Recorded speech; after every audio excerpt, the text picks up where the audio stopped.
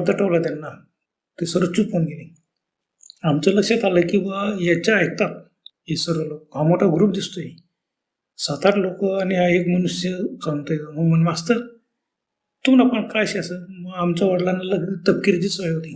अरे तपकीर लिहितं सांगितले तपकीरची डबी त्यांच्या हातात दिली. त्याने ती घेतली आणि तपकीर सुंगायला लागला. मागकीचे लगेच चौथांडले, हो एकटा का तपकीर संग दे आमले. तो अरे गुच्चूपट अरे देसो तुमले मी.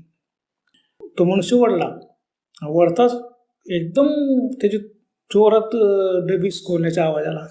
आणि मी लहान होतो, मी घाबरलो. अरे डबी कसं काय स्कूली यांनी इथं बरंच अंतरावर ते लोक बसलेले आहेत.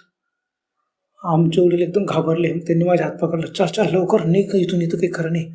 आम्हाला लगेच तो म्हणाला, मास्तर लवकर पया घर.